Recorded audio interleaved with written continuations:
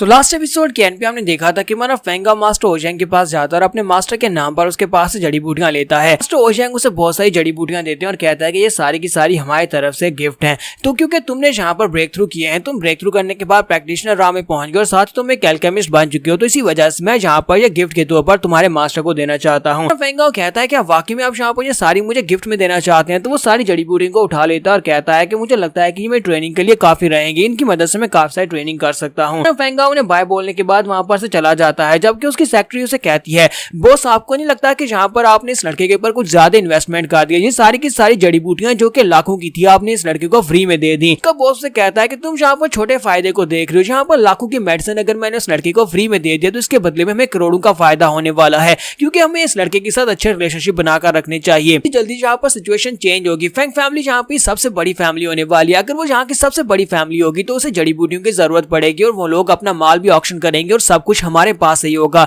यानी कि हमारा जहां पर रोबर दबदबा होने वाला है और हमें इससे बहुत ज्यादा फायदा होगा। हमारा फेंगा जो होता है अपने घर में वापस आ जाता है। वापस आने के बाद बच्चों को ट्रेनिंग करते हुए देखता है और कहता है कि अगर मैंने जहां पर अपनी मार्शल पाथ को चूज नहीं किया होता, इस तरह की पाथ को चूज नहीं किया होता और लिटिल मास्टर मेरे पास नहीं होती, तो मैं भी आज यहाँ पर इन्हीं बच्चों की तरह वहां पर प्रैक्टिस कर रहा होता और अपनी सारी जिंदगी प्रैक्टिस करने के बाद सिर्फ उसे मास्टर प्रैक्टिशनर राम में पहुंच पाता और बाकी की सारी जिंदगी सिर्फ और सिर्फ एक एल्डर बनकर गुजार देता और फिर मर जाता। लेकिन मैं यहाँ पर लोगों की तरह बोर बिल्कुल भी नहीं होना चाहता। मुझे लगता है कि मुझे यहाँ पर अपना टारगेट सेट करना चाहिए। ये दुनिया बहुत ज्यादा जालिम है, यहाँ पर सिर्फ और सिर्फ स्ट्रॉन्ग सर्वाइव कर सकते हैं, तो फिर मुझे आगे बढ़ना चाहिए। हमारा फेंगा कहता है कि मुझे यहाँ पर इस दुनिया के पिनेकल पर खड़ा होना है, क्योंकि मैं सिर्फ और सिर्फ स्ट्रॉन्ग बनना चाहता हूँ ताकि दूसरे लोग मेरे सामने उठकर खड़े ना हो सके, वो सभी लोग मुझसे आगे ना निकल सके और मुझे नीचे दबा ना सके, मुझे झुका ना सके। ठीक है, साथ ही हमारा फेंगा एक डार्ट उठाता है और सामने नक्शे के ऊपर उसे फेंक देता और कहता है कि अब जहाँ पर भी ये डार्ट जाकर लगेगा मैं उस सिटी को घूमने के लिए जाऊंगा और वहां पर जाकर ताकि सफर के दौरान मैं अपनी कल्टीवेशन को बढ़ा सकूं और अपना एडवेंचर कर मैं अपनी नॉलेज को बढ़ा सकता हूं। और वह डॉट जो होता है उड़ता हुआ सीधा जाकर चीजेंग सिटी के ऊपर लगता है। फेंगा जो होता है कहता है कि चीजेंग सिटी लो मैं आ रहा हूं, और वो अपना बैकपैक पैक करता है और 5 दिन के बाद का सीन दिखाते हैं कि वो किंग न्यू टाउन में पहुंच जाता है, जहां पर से आगे का रास्ता जो है वो पार करने के बाद वो चीजेंग सिटी में पहुंच जाएगा। फेंगा कहता है तो फाइनली मैं जहां पर इस टाउन में पहुंच गया हूं और इसके आगे चीजेंग सिटी है, लेकिन जहां पर इतने ज्यादा कारवांस क्यों है? तो वहां पर देखता है तो वहां पर बहुत सारे कैरवान्स होते हैं। कैरवान मतलब बहुत सारी गधा गाड़ियां या घोड़ा गाड़ियां होती हैं जिनके ऊपर सामान लदा होता है। बहुत सारी कैरवान्स होती हैं, लेकिन कोई भी जहां पर उन कैरवान्स के ऊपर ध्यान नहीं दे रहा था। तो हमारा फेंगा कहता है लगता है ये सभी लोगों को आदत होगी जहां पर इतनी ज्यादा कैरवान्स देखने की। फिर साथ ही वो कहता है कहीं ऐसा तो नहीं है कि मैं जहां पर जो सोच रहा हूँ वो है। यहाँ पर किंग न्यू टाउन और चीजेंग सिटी जो है उन दोनों के दरमियान में एक रास्ता आता है, एक डोमेन आती है जिसे 100 थीव्स डोमेन कहा जाता है। एक ऐसा रास्ता जो कि रेगिस्तान की तरह है, जिसे पार करने के दौरान तुम्हारे ऊपर बहुत सारे बैंडिट्स अटैक करते हैं। 100 थीव्स डोमेन इसलिए कहा जाता है क्योंकि जब तुम अपना कारवां लेकर वहां पर से गुजरते हो तो तुम्हारे पर लुटेरे अटैक करते हैं। वहां पर बहुत सारे लुटेरे डाकू रहते हैं जो कि रास्ते में कारवान को लूट लेते हैं और बहुत सी बार तो ऐसा होता है कारवान में जितने लोग हैं वो सारे के सारे मारे जाते हैं, उनमें से कोई भी सर्वाइव नहीं कर पाता क्योंकि वो बैंडिट्स जो है वो बहुत ज्यादा स्ट्रॉन्ग है और उनकी आर्मी काफी ज्यादा तगड़ी है। वो किसी ना किसी तरीके से हमें लूट ही लेते हैं। वजह से ये लोग जहाँ पर किंग न्यू सिटी में आकर रुकते हैं, जहाँ पर से ये अपने साथ मर्सनरीज को लेकर जाते हैं, ग्रुप्स जो कि लोगों को एस्कॉर्ट करते हैं और दूसरी तरफ पहुंचाते हैं चीजेंग सिटी के बाहर। चीजेंग सिटी के बाहर उन्हें छोड़कर वापस आ जाते हैं, लेकिन इसकी वो भारी कीमत लेते हैं। लेकिन जब मर्चेंट्स अपने लाखों करोड़ों का सामान जहां पर से दूसरी तरफ ले जाने के लिए और चोरों के हाथों ना लुटवाने की वजह से इन मर्सनरीज को बहुत ज्यादा पैसा पे करते हैं। हमारा फेंगा कहता है कि अगर मैं जहां पर से चीजेंग सिटी में जाना चाहता हूं तो फिर मैं अकेले तो बिल्कुल भी नहीं जा सकता, मुझे जहां पर एस्कॉर्ट टीम की जरूरत पड़ेगी, वरना मैं किसी एस्कॉर्ट टीम के वहां पर नहीं जा पाऊंगा, अकेले जाना बहुत ज्यादा मुश्किल होगा। फेंगा कहता है उसके लिए मुझे यहाँ पर क्या करना पड़ेगा। इसी के साथ ही साइड के ऊपर से आवाज आती है, वहां पर से आवाज आती है कि येलो विंड मर्सनरी ग्रुप के लोग जहां पर न्यू कमर्स को रिक्रूट कर रहे हैं, अगर कोई ज्वाइन करना चाहता है तो यहाँ पर आकर अपना साइन इन कर सकता है। तुम्हारा फेंगा कहता है लो यहाँ पर मौका मिल गया, चलो इन लोगों के पास चलते हैं। चलो मर्सनरीज का कैप्टन जो होता है सामने बैठा होता है और उन सभी लोगों से कहता है यहाँ पर एक बहुत ही बड़ा ऑर्डर लिया है, एक बहुत ही बड़ा ऑर्डर जिसमें बहुत ज्यादा सामान है और सामान को हमें चीजेंग सिटी में लेकर जाना है,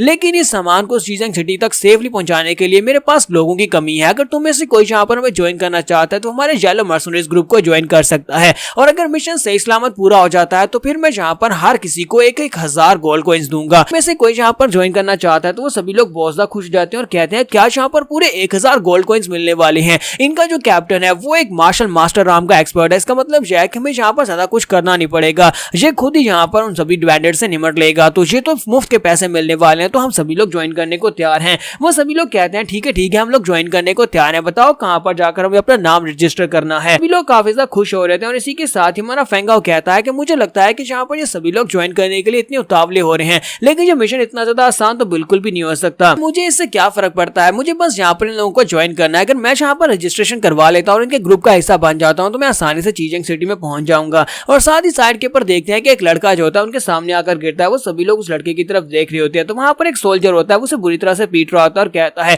तुम्हें क्या लगता है कि तुम यहाँ पर प्रैक्टिशनर राम के मिडिल लेवल में रहते हुए हमारे ग्रुप को ज्वाइन कर सकते हो? तुम्हारी कल्टीवेशन लेवल बहुत ज्यादा लो है। यहाँ पर अनाउंसमेंट तो किया, लेकिन इसका मतलब ये नहीं है कि सभी लोग यहाँ पर आकर हमें ज्वाइन कर सकते हैं और मुफ्त का पैसा ले सकते हैं। तुम लोग ज्वाइन करना चाहते हो तो फिर तुम्हारी कल्टीवेशन जो प्रैक्टिशनर राम के कम से कम हाई लेवल में होनी चाहिए। तो वो सोल्जर कहता है क्या तुम में से कोई और यहाँ पर ट्राई करना चाहेगा? तो वो सभी लोग बहुत ज्यादा घबरा जाते हैं और कहते हैं कि नहीं, हम में से कोई भी यहाँ पर ट्राई करना नहीं चाहता, क्योंकि इन लोगों ने यहाँ पर लेवल बहुत ज्यादा हाई रखा हुआ है और हम में से कोई भी यहाँ पर इस लेवल का नहीं है कि इनको ज्वाइन कर सके। फेंगाओ आगे बढ़ता है और कहता है मैं यहाँ पर कोशिश करना चाहता हूँ। तो फेंगाओ उसके सामने आता है। तो वो सोल्जर उसे कहता है लड़के, क्या तुम वाकई में श्योर हो कि तुम हमें ज्वाइन करना चाहते हो? तुम्हारी कल्टीवेशन तो खुद काफी ज्यादा लो है। तो बाकी ये सभी लोग भी से कहते हैं कि लड़के घर जाओ, जाकर अपनी मम्मा का दूध पियो, तुम तो अभी छोटे बच्चे और तुम्हें क्या लगता है कि ये येलो मर्सनरीज तुम्हें अपने साथ ज्वाइन करने देंगे? फेंगाओ कहता है कि मैंने यहाँ पर अभी ट्राई तो किया नहीं, फिर तुम लोग यहाँ पर ऐसे कैसे कह सकते हो कि मैं छोटा बच्चा हूँ और मैं ये नहीं कर सकता? हम लोग यहाँ पर फाइट करके देखें। तो सोल्जर उसे कहता है कि लड़के, मुझे यहाँ पर तुम्हारा कॉन्फिडेंस काफी ज्यादा अच्छा लगा, लेकिन मुझे लगता है कि बाद में तुम रोने वाले हो। रोए बिना तुम यहाँ पर इस बात को मानोगे नहीं। तो फिर ठीक है, मैं यहाँ पर 3 मूव्स देता हूँ। अगर तुम यहाँ पर मेरे 3 मूव्स को ब्लॉक कर पाए या अवॉइड कर पाए तो फिर ठीक है, मैं तुम्हें ग्रुप को ज्वाइन करने का मौका दूंगा। तो फेंगाओ से कहता है कि 10 मूव्स के बारे में क्या ख्याल है? तुम मेरे पर 10 अटैक्स करो और मैं 10 अटैक्स को ब्लॉक करूंगा। सुनने के बाद सोल्जर उसे कहता है कि लड़के, तुम तो वाकई में काफी ज्यादा स्पेशल हो, तुम्हारा एटीट्यूड बहुत ज्यादा अच्छा है। और इसी के साथ ही वो सोल्जर अपने 5वें फुल पावर को रिलीज करते हुए हमारे फेंगाओ को पंच मारता है। उसे लगता है कि वो डर जाएगा, लेकिन वो पंच जैसे जैसे आगे बढ़ रहा होता है सोल्जर भी काफी हैरान होता है कि ये लड़का सामने से हिल क्यों नहीं रहा, क्या ये यहाँ पर उसके पंच को डायरेक्टली फेस करने वाला है? जबकि हमारा फेंगाओ जो होता है इसी के साथ अपने 5वें पावर को रिलीज करता है और अपनी सूर्य टाइगर डैश के साथ उसके पंच के साथ पंच को टकराता है। जैसे ही दोनों के पंचेस वहां पर टकराते हैं जबरदस्त एनर्जी निकलती है और इसी एनर्जी के निकलने के साथ सोल्जर जो होता है वो घसीटता हुआ काफी दूर जाता है और अपने हाथ की तरफ देखता है और कहता है इस लड़के की पंच के अंदर तो काफी ज्यादा स्ट्रेंथ है और इसने मेरे पंच को बड़ी आसानी से ब्लॉक कर लिया। कैप्टन उठकर खड़ा हो जाता है और हमारे फेंगाओ से कहता है कि मेरे छोटे दोस्त, तुम्हें यहाँ पर और ज्यादा टेस्ट देने की जरूरत नहीं है, तुम पास हो गए हो, तुम हमारे ग्रुप का हिस्सा हो। तुम्हारा फेंगाओ से कहता है कि कैप्टन तुम्हारा बहुत बहुत शुक्रिया मुझे अपने साथ लेकर जाने का। जबकि वो कैप्टन सोच रहा होता है कि ये लड़का बहुत ज्यादा यंग एज का है, लेकिन इसके बावजूद इसकी कल्टीवेशन बेस काफी ज्यादा अच्छी है। लगता है कि इस लड़के की बैकग्राउंड इतनी भी ज्यादा सिंपल नहीं हो सकती, ये लड़का काफी ज्यादा स्पेशल है। के बाद उनका मर्सनरी ग्रुप जो होता है वहां पर से कैरवान को लेकर निकल पड़ता है। तो कैरवान में सिर्फ एक ही गाड़ी होती है जिसके अंदर एक बुढ़ा आदमी बैठा होता है। तो कैप्टन कहता है बटलर फी, तुम्हें यहाँ पर बिल्कुल परेशान होने की जरूरत नहीं है, हमने यहाँ पर 100 से भी ज्यादा लोगों को रिक्रूट कर लिया है और हमारे पास यहाँ पर बैंडेड से ज्यादा लोग हैं, तो हम लोग आसानी से इस इस रेगिस्तान को पार करके निकल जाएंगे। बटलर फी से कहता है चलो ये तो अच्छी बात है, एक बार हम लोग यहाँ से निकलकर चीजेंग सिटी में पहुंच जाएं तो वहां पर पहुंचने के बाद मैं तुम्हें बहुत ही बड़ा इनाम देने वाला हूँ। जबकि हमारा फेंगाओ दोनों की बातें सुन रहा था। हमारा फेंगाओ कहता है कि यहाँ पर कैरवान में सिर्फ और सिर्फ एक ही गाड़ी है, इसका मतलब यह कि इन लोगों के पास ज्यादा सामान नहीं है, यहाँ पर सामान को डिलीवर नहीं किया जा रहा बल्कि किसी मिशन के ऊपर जा रहे हैं, जिसकी वजह से इन लोगों ने यहाँ पर इतने ज्यादा मर्सनरी गार्ड्स को हायर किया है। यहाँ पर हम लोग अपनी एपिसोड 27 का एंड करेंगे। नेक्स्ट एपिसोड में देखेंगे आज ये लोग यहाँ पर से क्या कारवान में लेकर जा रहे हैं, जो है ट्रांसपोर्ट करने के लिए जा रहे हैं, उनका मिशन क्या है। तो एपिसोड की एक्सप्लेनेशन अच्छी लगी हो तो कमेंट करके जरूर बताइएगा। चैनल को सब्सक्राइब कर दे, वीडियो को लाइक को शेयर कर दें। शुक्रिया।